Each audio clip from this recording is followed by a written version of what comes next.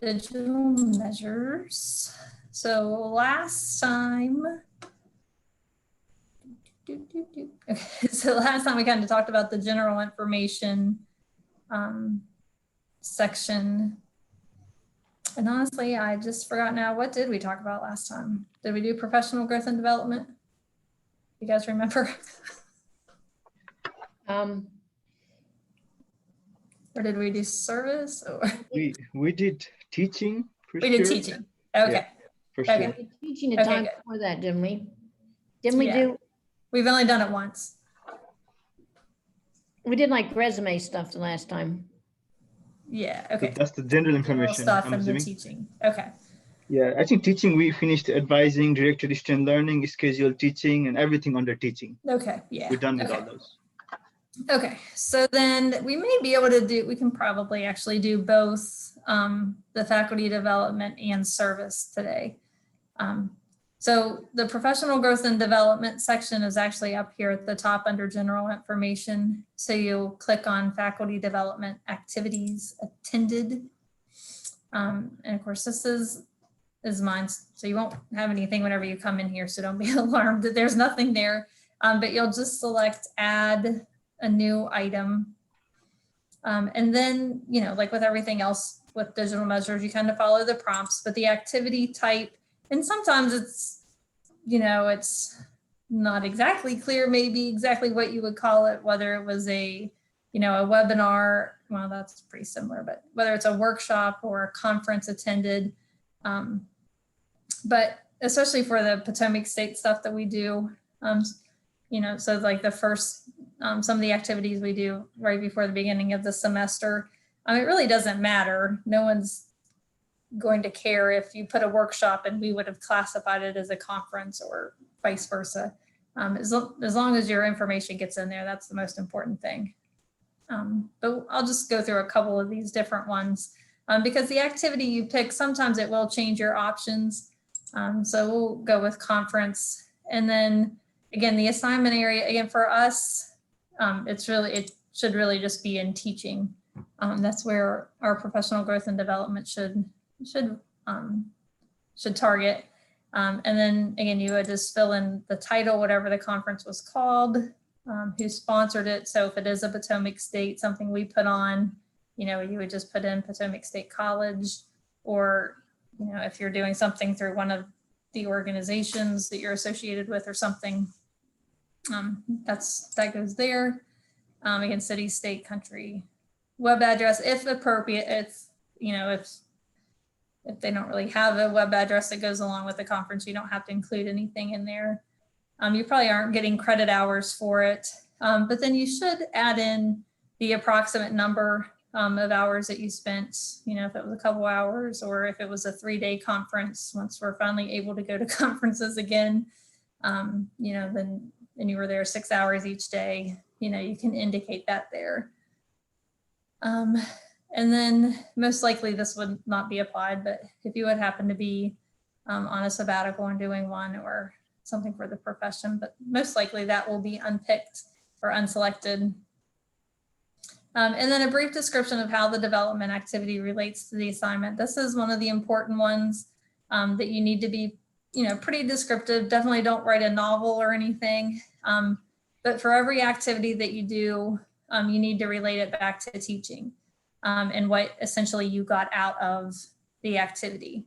And honestly, some activities, like if you pick a webinar that sounds really great and you get into it and you're like, oh, this was a huge waste of my time, you know, just be honest about it and say, you know, I thought this was going to help with engaging students, but I really didn't learn, you know, it wasn't as good as I thought. You know, it's okay to say that. I mean, you still get credit for doing it and trying, but really it's just to say what you got out of it and how you're going to apply it to your class.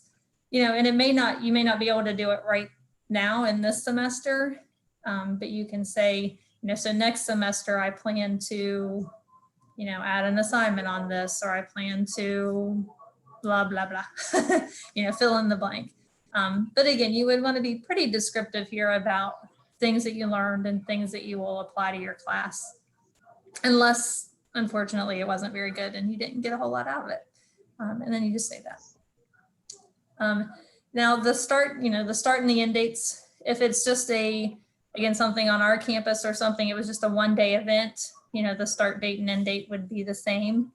You definitely want to make sure you put in an end date. Sometimes, especially if it's just a 1-day thing, people will just put the start date. Well, what happens if you don't put an end date for anything, then Digital Measures thinks you're still doing it. So it keeps going on forever.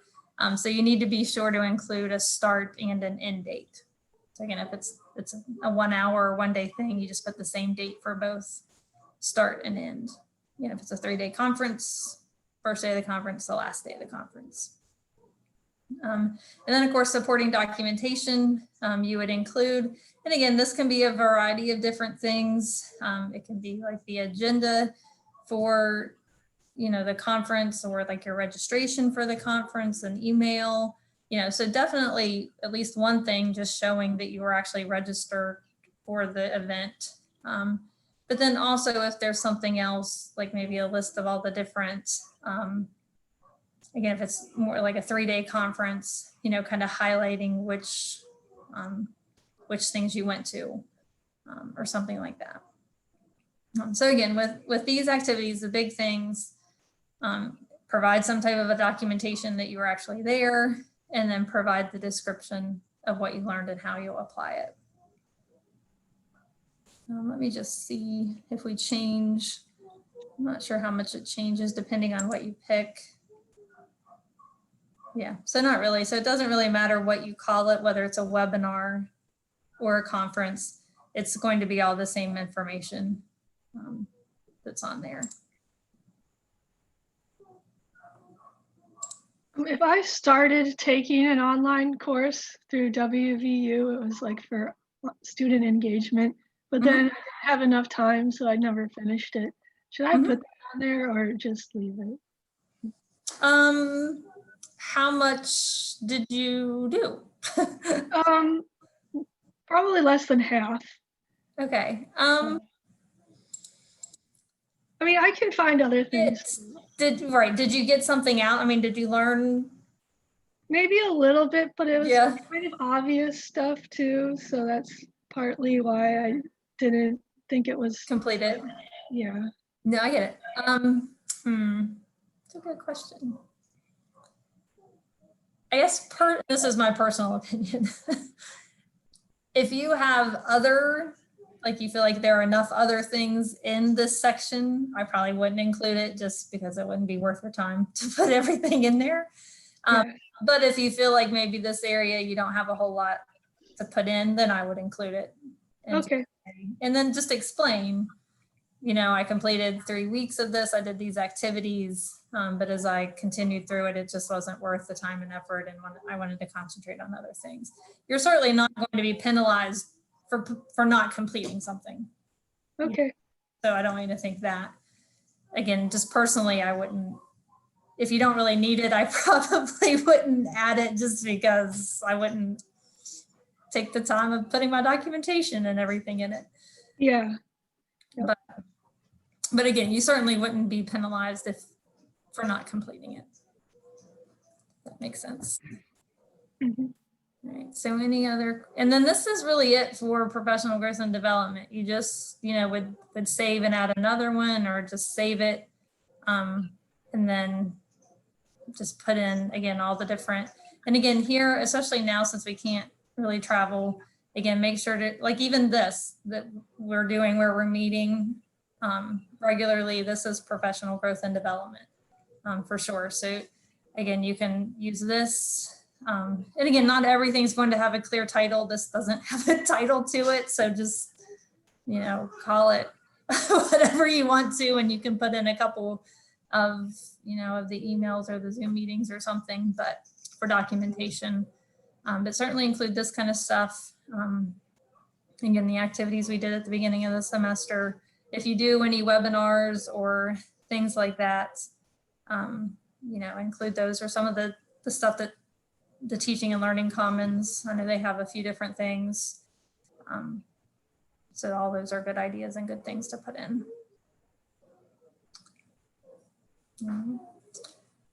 So any questions here?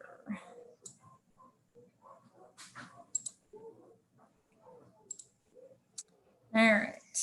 Okay, so then, all right, so then with the, with teaching, and well, actually here with scholarship and research, this is one that you probably won't have a whole lot put in here, and that's okay. Again, this is for all the Morgantown system. You know, so things though that you may eventually have would be like a presentation, or maybe even a fellowship or a grant maybe that you were part of. You know, then you could, put those in, like if you end up presenting even during a faculty development day or something like that, you could include that. But again, most of this section, especially for the first year or so, you probably won't have anything in this part. And again, that's fine.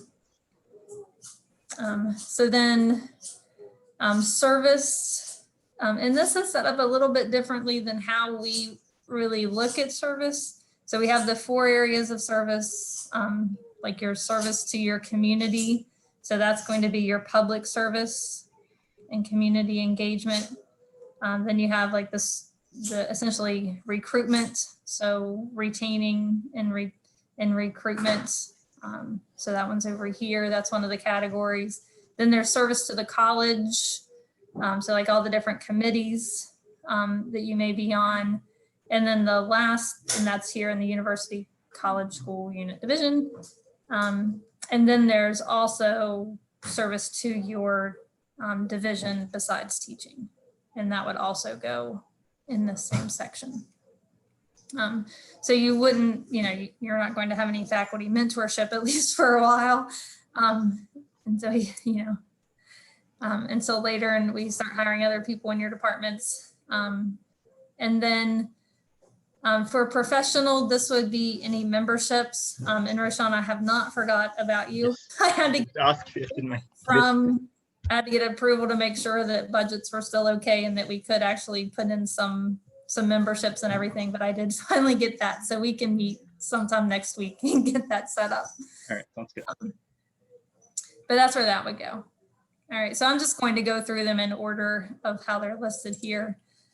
Okay, and again, whenever you come into these, you're not going to have anything.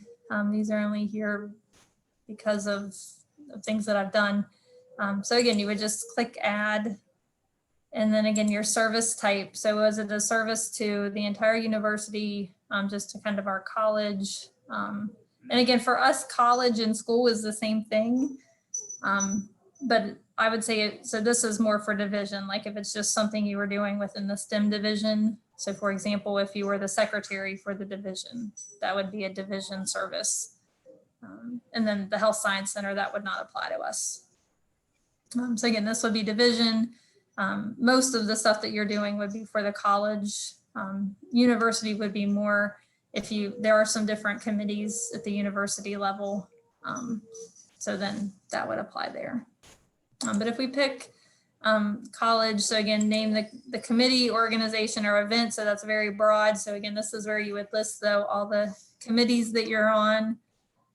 So you would put one of these for each of the different committees that you would be on, or just the event that you are doing. So if you participated in some type of recruiting event, again, right now, there's not a lot of that going on.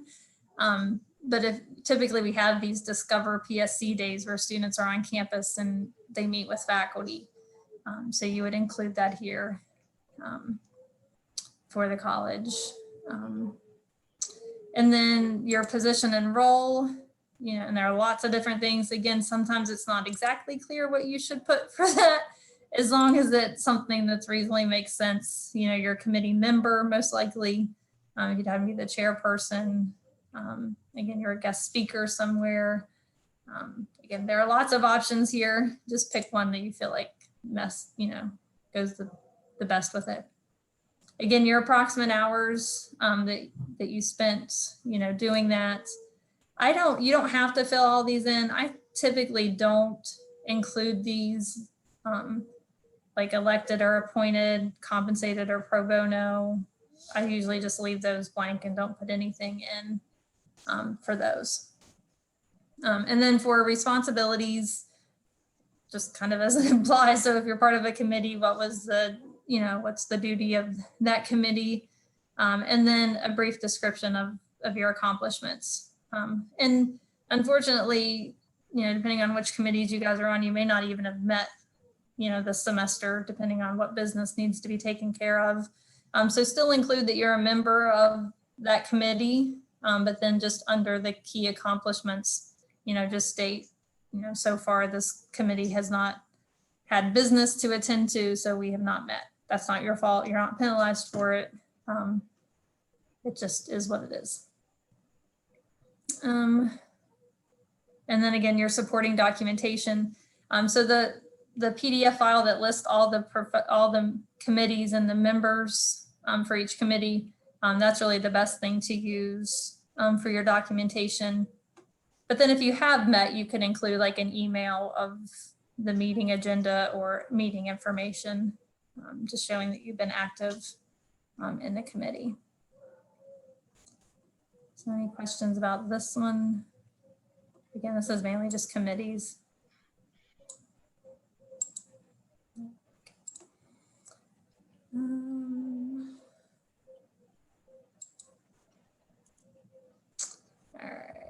All right, professional service. Again, I don't usually have a lot here, but if you're part of a national organization and you're like really actively involved, or you do some type of presentation in your profession, then you could certainly include that here. Okay, so then public service, community engagement, and outreach. This is, again, so for an excellent rating, you have to have something in the community service. So again, just like with all the other ones, it's, add here, explain who you were helping. So like if you were helping with the Mineral County Science Fair, the organization would just be the Mineral County Middle School or high school or whoever it would be. If they have a website, you can include it. You don't have to. Again, your position, if you were a presenter, you are the chairperson of a committee, or you were a guest speaker, a judge, whatever. And then where you were for that. Also within West Virginia, if it was just like Mineral County, then you would select, Mineral County for the county of the service. If it was for all of West Virginia or something, you wouldn't have to select a specific county. Again, and then your approximate hours of time that you spent. Again, I do not include the elected or appointed or the compensated pro bono. I do usually highlight the audience. So again, was it just like local, a presentation to somebody like group in Kaiser, again, state, regional, whatever the case. And then again, your brief description of the event, and then what you did or what was accomplished for that, and then your documentation. And sometimes it's really hard, like especially if you're doing something in the community, it's kind of awkward to be like, hey, can you send me a thank you note for helping you? But if you had, some like a picture that you were, like while you were doing something, or an email confirming that you were coming or something like that. It doesn't have to be anything very, really official, just something that provides some support that you are actually doing what you said that you did.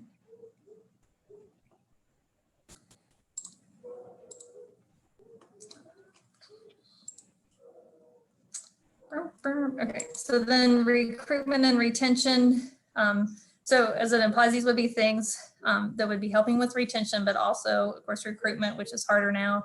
But I include, you can see here, like the early alert reports that we do. That helps with retention because, again, we're trying to get our students to understand and get them engaged and help them to do better. So those, and you should have gotten like an email thank you if you completed those. So that can be used. Those are, again, early alerts. We used to have, one day we will again, high schools that would come on campus. So there would be different demonstrations that some faculty would do So those would be recruitment type of things. But definitely if you did the early alerts, and we'll have probably another one of those coming up before the drop date, where you can highlight and alert all the students that should withdraw from your class, to indicate those. Can we, under this, include, you know, how some students try to, let's say after a month of class, they're like, oh, Roshan, I'm going to drop the class. And if we send an email saying like, okay, this is where you stand in the class, and if you keep doing what you're doing, you'll probably end up, you know, with at least a passing grade. Can we include these kind of emails or not?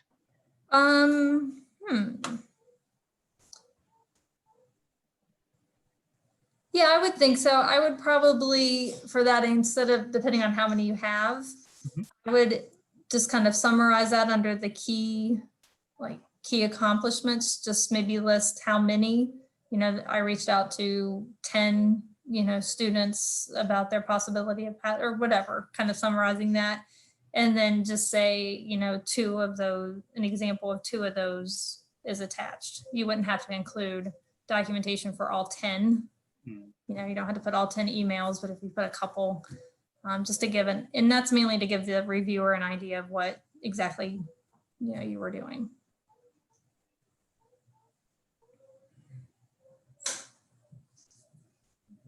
And so any other questions there about service? And as you're doing it, if you're not really sure, like if you did something and you're not really sure if it counts as service, or, you know, maybe where to put it, again, as long as it gets put in there somewhere, that's the most important thing. No one's going to be like, well, I mean, they may say, hey, in the future, please put that in this section, but they're certainly not going to penalize you for putting it in the wrong section at the beginning anyways. But if you have questions about what a service is, or if how to document it or something, you know, just let me know. All right, so then the last thing, and then we'll actually be done with digital measures. So this part down at the bottom, so supporting documentation, so the CV, report narrative, and other. So for here, you would add, again, of course, add a new item, and then you just put your calendar year, so the report year, so it would be 2020. You'll have, so for this one, you'll just have a report narrative. And I will send you my productivity report, and that has all my information in it, just so that you have an idea of what this narrative looks like. But it's just your narrative of teaching, and it's just a little self-reflection of, you know, hey, this was my, you know, my first semester on the Potomac State campus, and these were some of the things that I, you know, added to my class, you know, just kind of the Reader's Digest condensed version of your semester. And, you know, everything was a new prep, and these things were working really well, these things weren't. This would also be a good place if you, once you get your SEIs, your student evaluations, once you get that, once you receive those results, if something comes up and stands out in those, you can address it here and just kind of acknowledge it and say, you know, I did have a lot of students that said that I didn't return tests, you know, in a timely manner, or they were frustrated about that. So then you can say, you know, in future semesters, you know, I will try to return them sooner, or kind of refute it and say I was able to return tests within X amount of days, and I feel that that's, you know, sufficient given the content, or however. Now, if it's just 1 or 2 students, which almost always happens, that just hate you and hated your class and just want to rant and rave about you and how bad you are, I don't acknowledge those. It just happens, because it's frustrating to read those where the first one, or one of them, is like, you know, she was great, everything was organized, I totally understood what was going on. And the next one is, she doesn't know how to teach, and I don't know what she's doing, you know. So if it's just random stuff, I don't address it. But if there is kind of a consistent, you know, something that students didn't like or do like, then, you know, I do mention that in here, just to kind of talk about it. And then also you'll need to include a CV here in the current CV file. And then that's it. Okay, for here. So your narrative and then your current CV. And the last thing that you have to do is, so once you have everything in there, you're ready to go. What you're going to do is up here at the top where it says reports, you'll click on reports and then you'll go to faculty productivity report. Okay, and then it asks for a date range, and this is the range that your file covers. So it'll be like August, I forget when our contracts started, but let's say the 11th, I don't remember. 2020 through December 31st, 2020. Now, I don't know if you just noticed, but whenever I clicked on this, it did not like the date that I put in. It usually wants you to use the drop down. If you just type in, sometimes so just double check and make sure the dates are right there. But then, you know, a PDF file is what you want. And then over here on the right, you'll run a report. Okay, and then it'll download. This probably doesn't have anything in it because I haven't put anything. But then as you scroll down through here, you'll see links to all the stuff that you put in. It's always a good idea. I know it takes some time, but it's always a good idea to click on those and check them just to make sure that you put in the right thing and that it's a working link so that whenever the reviewer goes to look at it, they don't say, I have no idea what this is, you know? So just click on the links and kind of make sure that everything's working and that everything is in there. And if everything looks good, then you just download it. And then you want to save it something, you know, like Huffman Faculty Productivity Report, or, you know, something so that you know what it is and the reviewer can tell what it is. I'm not going to save that. But then once you have that report saved, you'll go back to your activities and down at the bottom where it says Submit Faculty Productivity Report. So then you click on that, then add the new item, and then again, follow, you know, check the boxes. So check to indicate that you verified your report, that you've reviewed and you're submitting everything in completeness. Again, your reporting year, which would be 2020, the day that you're submitting it, it'll be an annual report. You're not up for promotion and tenure yet. And then you just upload your file. So that faculty productivity PDF goes right in here. And then you save that. Okay, then your file is complete. Now you can, you know, you have until December 31st. If you, you know, upload this on the 15th and then, you know, it's Christmas and you happen to remember something that you did and you forgot to put in, you can still, you know, it's not finished until after the file closes. So you can still go back and add in a different activity, do another report, and then replace your old report with the updated one. So don't feel like if you put in this report that you can't go back and change it. So you can do, like I said, until after December 31st, you can keep revising and uploading as you need to. All right. Any questions? All right. Well, like I said, I will follow up. I will send you once, again, this is recording. So I'll send you the file for the recording, but I'll also send you my last productivity report just to give you an idea, and you'll be able to click on my links and kind of see the information that I included and all that good stuff. And it'll have my narrative in it. So that way you can kind of use it as a reference. All right. Everybody good? Good. I have some Good. questions